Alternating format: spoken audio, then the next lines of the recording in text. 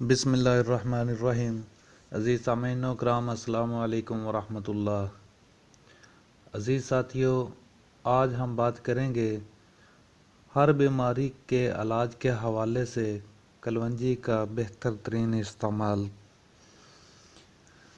حضرت ابو ہریرہ رضی اللہ تعالیٰ عنہ سے روایت ہے کہ نبی کریم صلی اللہ علیہ وسلم نے فرمایا، کلونجی میں موت کے سوا ہر مرض کا علاج ہے۔ آپ صلی اللہ علیہ وسلم خود بھی کلونجی کو شہد کی شربت کے ساتھ ملا کر استعمال کیا کرتے تھے۔ قدیم اتباع کلونجی اور اس کے بیجوں کے استعمال سے خوب واقف تھے۔ وہ کلونجی کے بیج کو معدے اور پیٹ کے امراض مثلا ریا، گیس کا ہونا، آنتوں کا درد، نسیان، راشا، دماغی کمزوری، فالج اور افزائش دودھ کے لیے استعمال کراتے تھے۔ کلونجی ایک قسم کی گھاس کا بیج ہے۔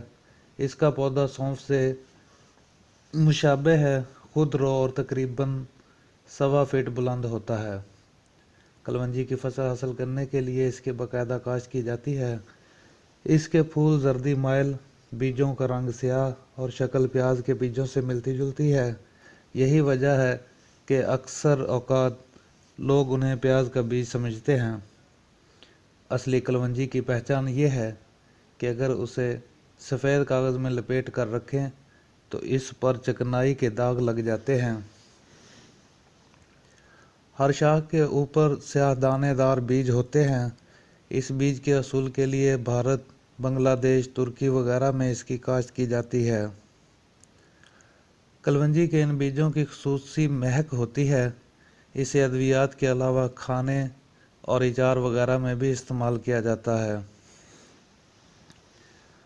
شعبہ طب میں اسے مصفی ادویہ کے طور پر بھی استعمال کیا جاتا ہے۔ کلونجی کے بیجوں میں فاسفورس، فولاد اور کاربوہائیڈریٹ کے مرکبات شامل ہوتے ہیں۔ کلونجی کی کیمیاوی تجزیے سے یہ معلوم ہوا ہے کہ اس میں پیلے رنگ کا مادہ کیروٹین پایا جاتا ہے، جو جگر میں پہنچ کر وٹامن اے میں تبدیل ہو جاتا ہے۔